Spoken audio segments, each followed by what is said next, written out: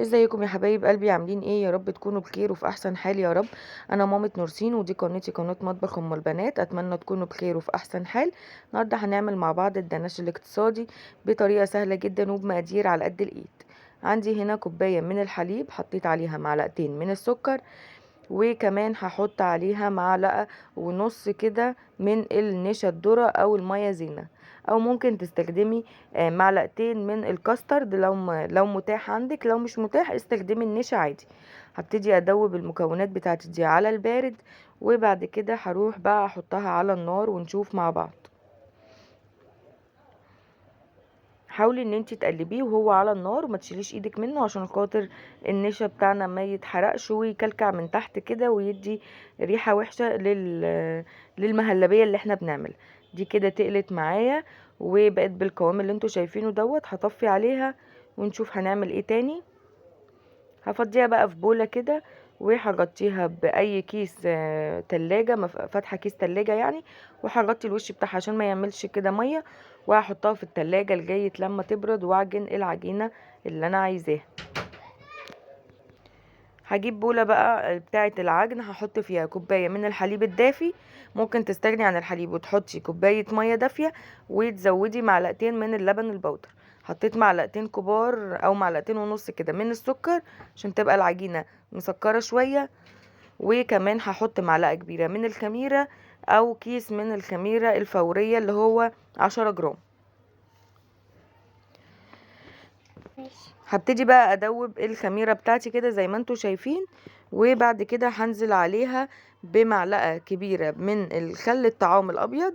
بيدي هشاشة كده للعجينة وبيخليها مورقة وحلوة من جوه. وهحط كمان نص معلقة صغيرة من البيكنج باودر او خميرة الحلويات. هبتدي بقى ان انا ادوب كله على بعضه كده، وانا طبعا متأكدة من جودة الخميرة ان هي بتخمر على طول، عشان كده هحط عليها دقيق. لكن لو انتي مش مقتنعة مش عارفة يعني الخميرة بتاعتك اذا كانت بتخمر ولا لا، فهتسيبيها لغاية لما تخمر لوحدها وبعد كده تبقي تحطي عليها المكونات. حطيت معلقتين كبار من السمنة انا مدوباهم عشان الجو ساقع كده، وكمان ربع كوباية من الزيت، بما يعادل يعني معلقتين من الزيت، معلقتين من معالق الطعام اللي احنا بناكل بيها. دوبتهم مع بعض وقلبتهم تقليبه حلوه، وبعد كده هروح بقى احط المواد الجافه وهي 4 كوبايات من الدقيق. انا استخدمت النهارده يا بنات 4 كوبايات من الدقيق، بس انتي تعملي زي ما انا عملت كده بالظبط. انا هحط 3 كوبايات ونص من الدقيق، والكوبايه النص اللي فاضل هسيبه لو احتاجته في العجينه هستخدمه، ما احتاجتهوش هيبقى المقدار 3 ونص. لكن انا استخدمت 4 كوبايات لاني سبت نص كوبايه دقيق واستخدمتها بعد كده. نخلت بقى ال3 كوبايات ونص من الدقيق، وهبتدي دلوقتي اقلب كله بالمعلقه كده قبل ما اتدخل بايدي او اعجن بايدي. معلش كانت الغساله شغاله كنت بشوفها بتصفر ليه. قلبت بقى كده المكونات بتاعتي، وهبتدي بعد كده اعجن بايديا. هي كده العجينه باينه ان هي محتاجه دقيق تاني، فانا لسه كنت بشوف يعني هحطهم دلوقتي ولا لا. وبعد كده بقى هنزل كل العجين اللي في المعلقه، وهحط كمان جزء من الدقيق اللي في النص كوبايه، ما حطيتش النص كوبايه كلها. وهبتدي اعجن كده هلاقيها لسه طريه، هحط بقيه الدقيق اللي موجود معايا في الكوبايه. يبقى انا استخدمت 4 كوبايات من الدقيق بما يعادل 500 جرام من الدقيق، يعني نص كيلو من الدقيق. وهبتدي اعجن العجينه بتاعتي كده زي ما انتوا شايفين، عجنه حلوه كده. ودول بقيه الدقيق اللي كان معايا في النص كوبايه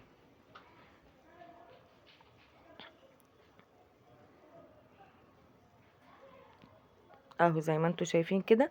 لو لسه مكمله معايا الفيديو ما تبخليش عليا بلايك حلو وكومنت ظريف منك، وكمان تكتبوا لي في الكومنتات بتتفرجوا عليا من انهي بلد.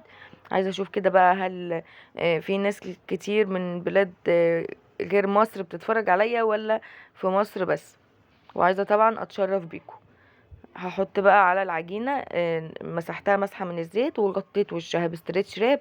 ودي طريقة للعجين في ساعة لما بنكون مستعجلين على العجين وبيكون الجو ساقع خالص. هتجيبي طبق فيه ميه سخنه، وهتحطي فيه البوله بتاعتك وتغطيه بفوطه. خلال يعني لو العجينه دي هتاخد منك نص ساعه، خلال ربع ساعه هتكون خمرانه معاكي. او بصوا بالشكل دوت خمرت العجينه معايا، ما خدتش معايا وقت خالص.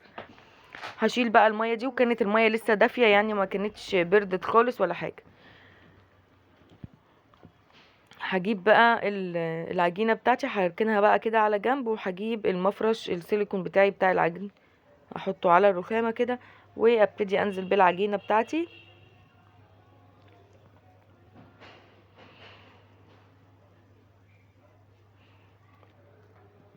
اهو زي ما انتوا شايفين.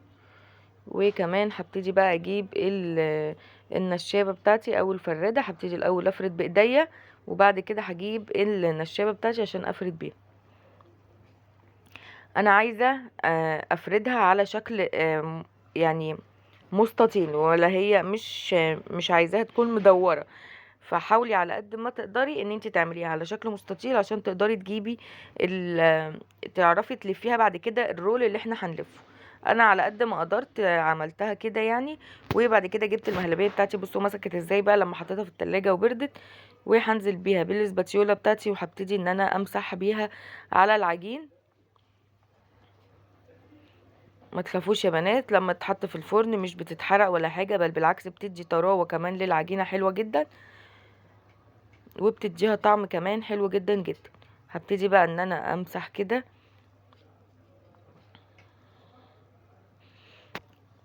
العجين كده بالمهلبية اللي معايا دي، واخلي كل الاماكن فيها كده. وبعد كده عندي بقى هنا شوية فواكه مجففة، وعليهم شوية صغيرين خالص من الزبيب. لو ما عندكيش فواكه مجففة استخدمي الزبيب لو انت عايزة، يعني لو بتحبيه. انا هنا بقى الحشو كان قليل شوية، فحطيت كمان حبة من الزبيب كده معاهم عشان يديهم طعم كده ايه حلو. اهو زي ما انتوا شايفين كده. وبحاول ادوس عليهم دوسة بسيطة كده بايديا عشان خاطر يمسك في العجينة وما يقعش من العجين لما اجي الف رول. هبتدي بقى اجيب العجينة بتاعتي من الاول. انا محطيتش فيها حشو عشان خاطر لما اجي الفها كده رول يعني ما يفكش معايا.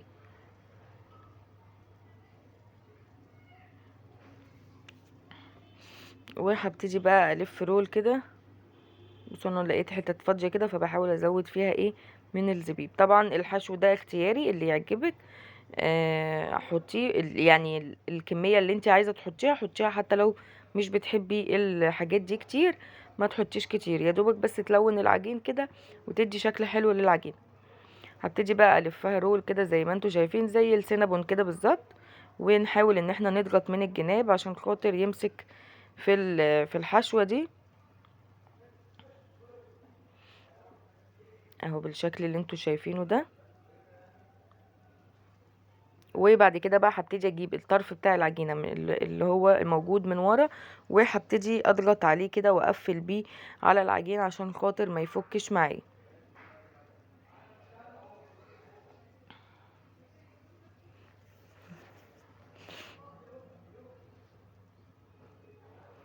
اهو زي ما انتوا شايفين كده قفله كويس عشان خاطر العجينه ما تفكش منك لما تخمر في الصاج، ومش هتعرفي ان انتي تقفليها تاني. هبتدي بقى الفه كده لفه بسيطه على الرخامه، بس عشان خاطر يضغط على التقفيله اللي انا كنت عاملاها. وبعد كده بقى هروح اجيب خيط، اي نوع خيط، لان الخيط هو دوت الوحيد اللي هيقطعه كويس. لو قطعتيه بسكينة هيبقى متقطع كده من جوه، ومش هيديك الشكل اللي انت هتشوفيه دوت التفتيحة بتاعت الدناش. اهو بقيس كده صباعين وبقطع زي ما انتوا شايفين كده. تبقى حلوة قوي مع كوباية شاي بلبن او كوباية قهوة كده في الصبح كده، يعني ايه كفطار كده للولاد. وكمان هي مفيدة، فيها لبن وفيها زبيب وفيها حاجات مفيدة مش مضرة يعني بيهم. هبتدي بقى اقطع بقيتهم كده زي ما انتوا شايفين. الخيط بيسهل معايا زي ما قلتلك. وجبت هنا بقى الصاج بتاعي مدهون دهنة من الزيت، وهبتدي ان انا ارص فيه العجينة بتاعتي عشان خاطر اسيبها تخمر مرة كمان.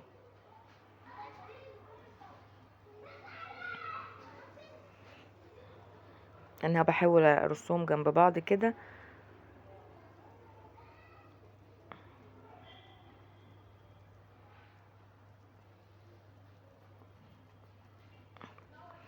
بالشكل اللي انتوا شايفينه دوت. هسيبهم بقى يخمروا وارجع اوريهولكوا بعد ما خمروا شكلهم عامل ازاي. وكده بقى بعد ما خمروا ده الشكل النهائي. هروح احطهم بقى في الفرن وارجع لكم. ده كده شكله بعد ما حطيته في الفرن. ببقى مسخنه الفرن من قبل ما احط المعجنات بتاعتي او اي فطاير بسويها يعني في الفرن. بتكوني مسخنه الفرن من قبل منه، واول ما يطلع من الفرن بتغطيه بفوطه عشان يفضل طري زي ما. وبكده فيديو النهارده يكون خلص. اتمنى يعجبكم. اشوفكم ان شاء الله في فيديو جديد. مع الف سلامه.